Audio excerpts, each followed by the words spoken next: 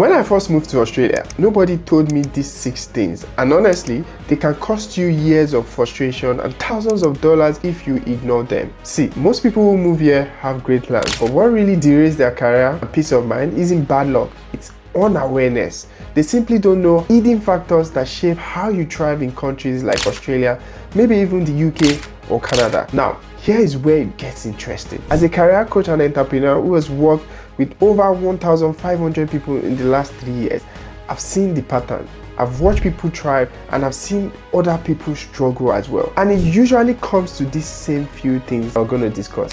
I've spent years researching, talking to experts, and even analyzing hundreds of stories across YouTube, Instagram, TikTok, and name it, to find what nobody else is really talking about. These are 6 shocking discoveries that change how I see life in Australia and how you can plan smarter for yours. Alright, let's dive in. So when I first came to Australia, I jumped straight into business mode at the time because I was based initially in the UK and came to Australia. I was obsessed about understanding how this country works, the economy, the opportunities, the industries, and how I can position my mission competitively. And during that phase of what I call my competitive research phase, I stumbled on something that completely changed how I saw Australia. So the first thing I'm going to talk about is Australia's low economic complexity. Now stay with me. I know you're like, Noah, what does that mean? Because this part really explains a lot that you should know. I came across this concept initially in a research paper during my research phase. Economic complexity. I was like, what was that? This basically measures how diverse and sophisticated a country's economy is. And here is the shocker. Australia ranks 93rd out of 133 in the world, just behind Uganda.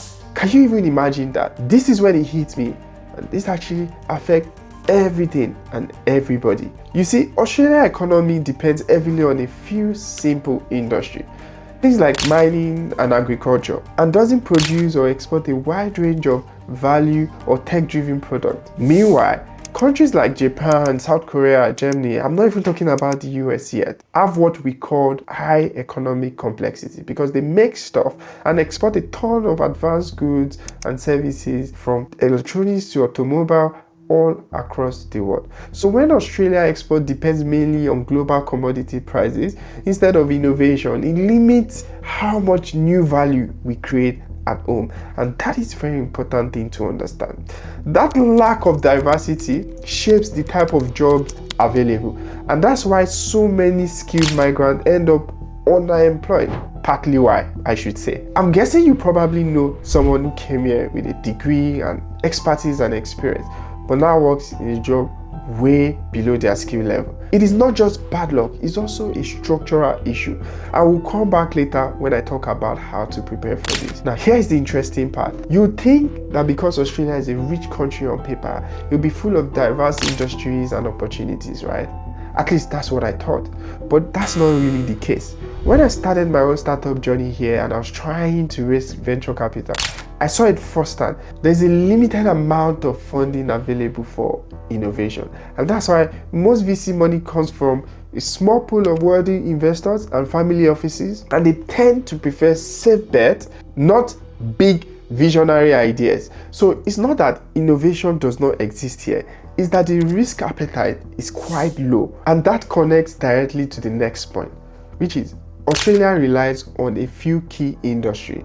Let's be real, guys. Most countries' wealth still comes from digging stuff out of the ground, especially mine, Nigeria. But you see, in the context of Australia, iron ore is the biggest export, and it's mainly to China. And you know what the issue there is? China and Australia sometimes have tension, diplomatic concerns, because Australia is also a big ally to the US. So Australia sits in this conundrum where it has to please US, but also not alienate China, because once they put ban on iron ore, which is one of our biggest exports, the economy is going to suffer. But the good news for now is that China is not able to fully replace the export from Australia when it comes to iron ore. The next biggest exports are coal and gas. Again, we're digging that, but that's also declining fast because of the push for most countries to move to renewable energy. So same story, very volatile. Which takes us to the next point, real estate. Real estate is a massive part of the economy here in Australia, and that's why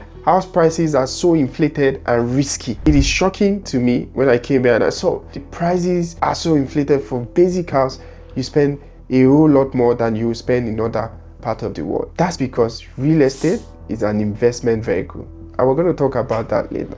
The next point here is education.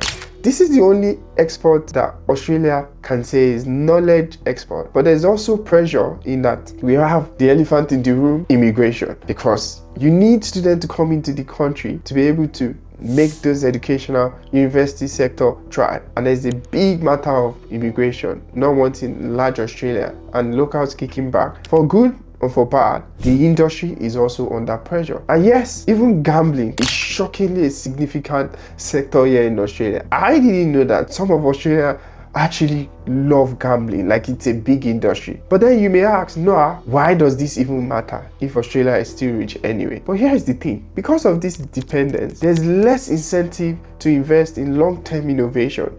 The mentality is, why take risks when the mines are making money? And that's a dangerous mindset, because when the market slows down, we all feel the heat. Now that we've talked about the impact of Australia economy relying on this sector, we'll talk about the third point, which is immigration policy changes. This is very close to home as an immigrant. And no, I'm not trying to talk about protests or headlines you've seen in the news of people saying, go back home, we don't want immigration, there's too many people coming into the country. I'm talking about how the system actually works. Right now, Australia looks at immigration mainly through a financial lens.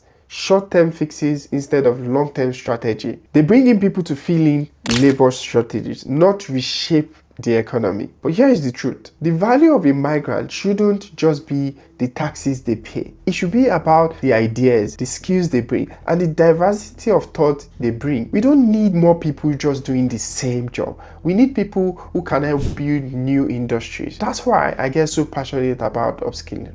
At Synxes, for example, we've helped hundreds of people break into high-value roles globally. But to get real support for innovation here, you often need to play the politics and chase endless grants. I've seen so many people ask me when they are aware that I'm doing business, like, have you applied to this grant? Have you applied to that grant? The grants are constrained, they're very competitive. But the mindset should not always be, for me to start a business or innovate, I need grant. You need to test your ideas, solve a problem that can impact the entire economy. And that's one reason why we started Prosperity Lab for dreamers, builders, immigrants, where we can collaborate.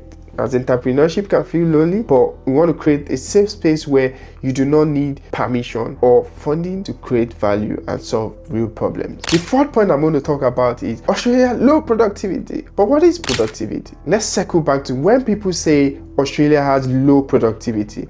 What do they really mean by that? Oftentimes, what they mean is that the output per worker or the hour work isn't growing compared to other advanced countries. That's a problem, because productivity is the foundation for rising wages and wealth. If business don't produce more value, they can't pay more. So wages stagnate, growth slows down, living standards will then start to flatten. And that's exactly what has been happening. Why? Because businesses haven't been investing enough in technology, R&D, and innovation. There's a skill mismatch issue. Too many workers don't have digital skills or AI skills needed today for increased productivity. And when you add in the regulation, monopolies, the old management habit, the bureaucracies, it even becomes harder to thrive with your idea. That's why so many companies only want to hire people with Australian experience. They are risk adverse. They want to stick to what they know. They don't want to make mistakes. And the result, more people, especially immigrants, end up in low productivity job, low pay sector like care, hospitality, factory work, Uber driving. Not because they can't do better, but because the system doesn't make it easier for them to move up. At Synxes, we've seen this firsthand. People with degrees, masters, and international experience working as Uber drivers, factory workers, cleaners, low skill job. And sometimes some of them find us when they are upskilled, they pivot into high growth roles like business analyst, project management, scrum master, AI specialist, and instantly become net positive contributor to the industry. Many of them work in high value company, Westpac, and creating solutions innovating. That's the transformation that we're fighting for daily. But the truth is, before people can move into those high growth opportunities, they need to be stable first. And that's why the issue of housing comes next. You see, housing is an investment here in Australia, not exactly a home. Now let's talk about something that shocks most people when they move here. You realize very quickly that Australian housing isn't just about a place to live, it's an investment game. People talk about property here like the way they talk about the weather. Everyone compares suburb, interest rate, property value. Is like a national sport. When I first saw this comment, I was like, oh, what do they mean by national sport? You know, everybody knows the value of how property can shape their long-term wealth. So they talk about it, they discuss it over coffee, they're obsessed about it. And there's no appetite, genuinely, I think, for anyone trying to make the housing prices come down. And I will not mind to say that also includes the government, because many of them actually have vested interest in this sector. For me, when I started first looking for a home here in Australia with my wife, the prices were unreal. I remember the feeling of anxiety, like, wow, what do you mean we're going to pay $450 per week at the time? In hindsight, that's really low compared to what the prices are today. A simple 3-bedroom place in Brisbane, Sydney, Melbourne, you're looking at somewhere $750 to $950 a week. And that's even if you get approved as an immigrant. The process in itself is insane. They ask for references, payslip, previous rental history, your address for the last 10 years, general ledger. And as an immigrant, you may not often have all of that built out yet, which makes it really hard. Now, here is where it gets real. Because housing is so expensive, it quietly controls a lot of people's career decisions. How do I mean? I've seen too many talented migrants get stuck because of the cost of rent and mortgages. What does that really mean? If they want to take career risk, maybe study something new, switch into tech, start small, but they can't.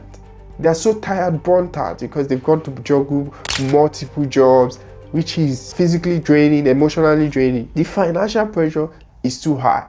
Imagine earning $80,000 a year and paying like $3,500 a month in rent. You're constantly 1 or 2 missed paycheck from panic. So instead of taking risks and learning new skills, you just settle sometimes, like, well, this is all I've learned, I just do that. You stay in a job you hate or a low skill role that doesn't challenge you, because at least it pays your bill. You don't want to take risks so that you don't get sacked or you miss that paycheck.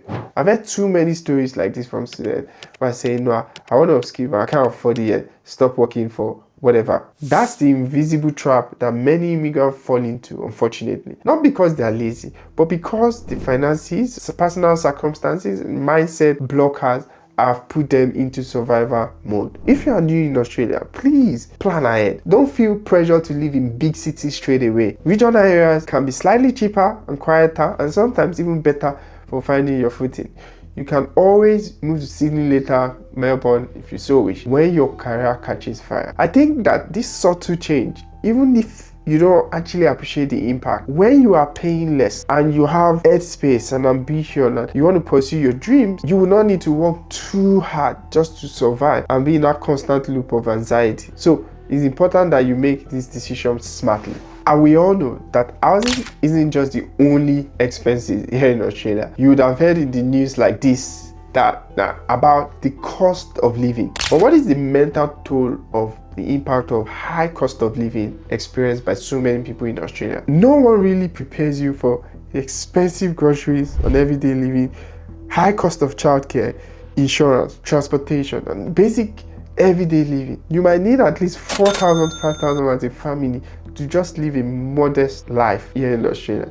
And when you first move here, every dollar may feel like it's just disappearing so fast. What that does to people mentally is so underrated and underspoken. I've seen students and professionals tell me like they wake up so anxious, like, oh my god, they don't know where their next paycheck is going to come from, because they don't even have enough work to be able to make money. It creates the constant pressure, to earn now, instead of you looking for opportunity and strategic plan for your career. You're in constant state of, I need to make decision to survive and make money right now. They have to chase immediate stability instead of that strategic growth. They take the job that pays quicker, not the one that builds experience and skills and leverage. They may skip professional development for it is not the right time because they're constantly burnt out and exhausted, or they've just settled into that life that they know now. And the key thing is that when you start to ignore your potential for too long, you start to lose confidence in yourself.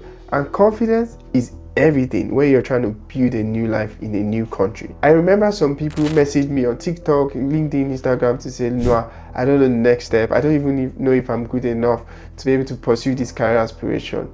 I just think that it's not for me. I just want to survive and do this for my children. You can see that they've kind of like resigned. And thankfully, some of them dare to believe, do it scared, and change their life. We've helped so many people rebuild their confidence, upskill, gain experience, and strategically pursue opportunities that have changed their life. And many are now working with global companies across the world. That's this kind of story that reminds me that pressure can make you forget your potential very quickly. The truth is, cost of living crisis is not just an economic story, it's a human one. People are working harder than ever, feeling poorer than ever. And for immigrants, the pressure is even double, triple most times. Trying to prove yourself. In every gathering, you have to prove yourself. Any meeting, any room, at work, everywhere basically. That constant stress impacts how you think, how you dream, how much energy you have left to pursue opportunity. And if you do not find a way to step out of that constant cycle of drain and step into purpose, relate with people that can help you dream and motivate you to pursue your purpose, to what end have you done all of this? Now that you have awareness, that's the first step. If you understand the system, the housing obsession, cost of living, productivity trap, the economy available, you can start making smarter decisions. Don't buy into pressure that isn't yours. Do not rush to buy a home because you've seen people, your friends, buy a home. You don't start your own journey from other people's middle. There are people that have been 10 years here, they buy a house, now you're under pressure, you want to do the same. You don't have to stay in that job that kills your passion just because it's safe for too long. And you don't want to let money or fear dictate your entire future. I say this because I've seen both sides. People who get stuck and people who broke free. Think differently. Learn new skills to upskill themselves. They close the gap that they have. And the reward is always freedom, more happiness. That's the mindset shift that I want you to take from this video. So now that you understand the deeper factors shaping life in Australia, it is time to position yourself differently. And one of the smartest ways you can do that right now is by learning how to use AI to your advantage. I recently dropped this video showing you how you can get ahead of 98% of people in the world using AI. It includes how I build AI, helps automate tasks, and make better decisions in my business. If you're serious about building leverage in your career, check that video here or check the link in the description below, and I'll see you in that video.